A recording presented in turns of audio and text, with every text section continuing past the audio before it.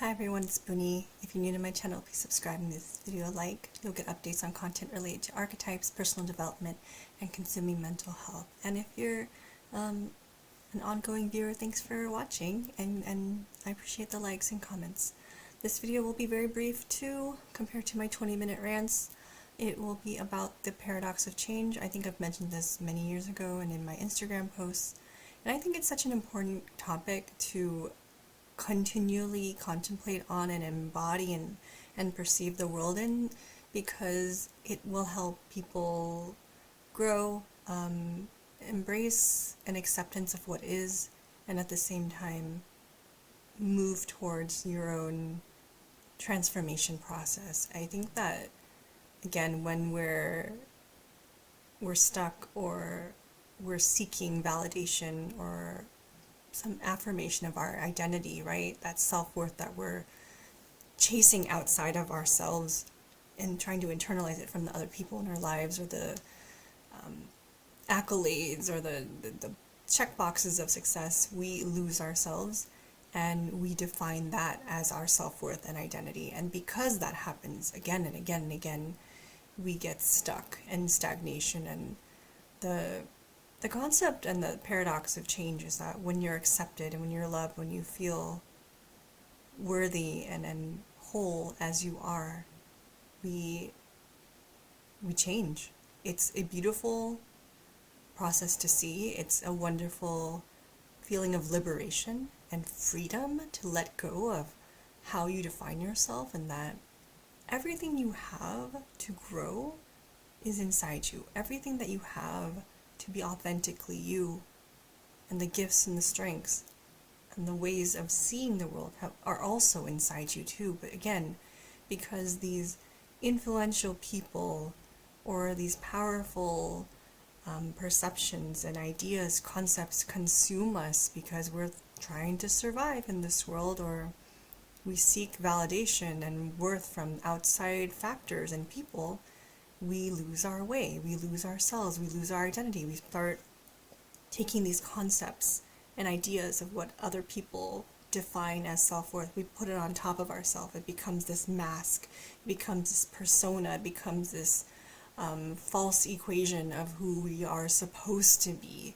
And so this wonderful act of becoming who you always were, and does involve examining the layers, because not all of it is bad or inauthentic. Not all of it is something that you have to discard and get rid of completely. No, these things have served us. These ways of being have helped you survive until this point of life, and it's important to honor and have gratitude for that. You know, you have fought in some way. You have dealt with stresses and traumas and griefs and losses and transitions, and it has gotten to you into this point of life where you are here now. How wonderful, you know. And again, with the last video that I shared, it mentioned very briefly this concept of embodying a duality, right? You can hold on to both and many possibilities while struggling. While this is hard, it can also have these moments of peace, joy, hope, you know, at the same time. Many things exist. And so while we're having this concept of our self-identity, our worth, who we're supposed to be, we can remember and look for the people who have accepted us for who we were.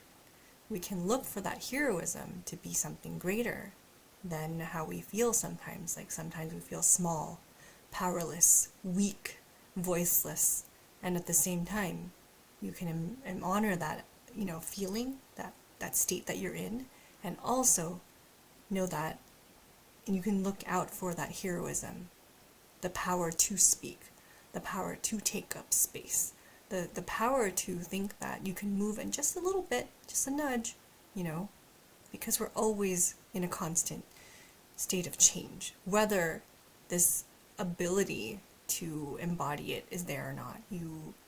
We flow in and out of it. We change constantly. And when the change is big enough, when we look back, we can see, wow, that was a lot of change over time.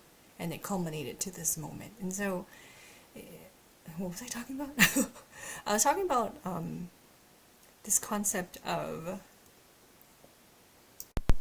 so the paradox, right? The paradox of change. I think that's something that, again, we sometimes have a difficulty of holding many things at the same time. I want to give you permission to practice doing it instead of doing something so big and major like your self-concept, identity, perception of the world. You can do something smaller, like I can like something and also not always be in the mood for it, right? I can look back on a memory and have bittersweet. That's both, right? Bitter and sweet memories. I can love a family member and not always like what they do or have said to me. Again, holding multiple things, multiple truths, perceptions, traits. These are all true at the same time. And in another perspective, on the other side, it could be an untruth for somebody else. And so again, we're holding multiple things, which makes it more complex, makes it more able for you to just accept things as they are without the judgment of something, right? And so when we're able to just like multiply identify and appraise these things as many ways of being, we release ourselves from limiting our perspective and limiting who we think we are and can be. And so again, it's empowering. It's a release from the labels that other people have given you or the things that we parrot and internalize ourselves with, like, oh, that person named me this, they called me that, or I disappointed someone that one time, or I'm a constant disappointment. You know, these are the things that we have done and the relationships that we have. And so some things are more powerful than others, yes. And so again, I'm instilling with you, hopefully, this ability to look for more. Where are you not always like this? There's always an exception. You're not the bad guy in everyone's story. Where else can you feel like you can breathe without holding your breath because people are judging you so much? Where can you go to see possibility for who you can be? Because sometimes we get stuck in that darkness. We don't see the light. And so when you are like that, when you are in that state, know that it's a cycle, right? Change happens in cycles. We constantly transform if and when we allow ourselves to let go, to jump into that space, to the next step, you know, the next part of life. We don't know what it's like, so it's scary, yes. And at the same time, when you build that landscape of possibility, it gets easier to let go. And when you do it for the first time, it's the scariest to do. So that's when I would like throw in the recommendation for a really qualified helper, therapist, coach, whoever you resonate with and feel respected and seen. Again, the paradox is when you feel seen, you will grow and transform.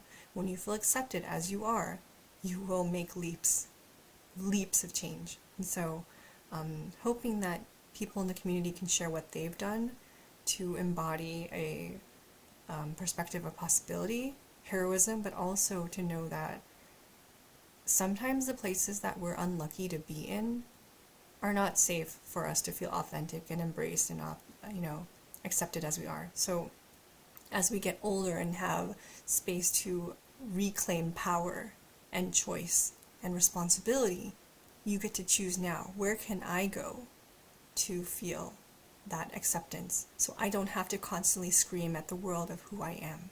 I just am. You know, that's the thing that we sometimes do. We chase identity. We chase belonging and acceptance. And when you stop chasing for that, you just kind of look for the people who are already accepting you as you are.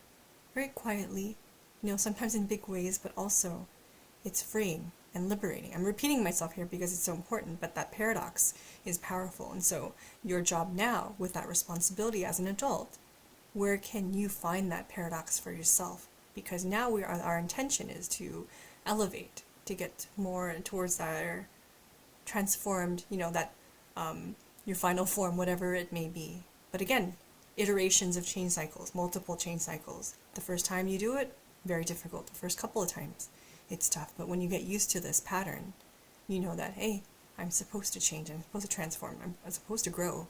And you'll keep looking for the things that will be nurturing these seeds of growth as well. So I have my hope that you'll be seeing these things in your life and the right people will come, and you can find them by seeking it out yourself as well. And online spaces always count. I believe that they're as important as the tangible. So I hope you're taking care, and thank you for watching. Please give this video a like, subscribe, and share with your friends. And I always appreciate the comments. Thank you so much, everyone. Take care.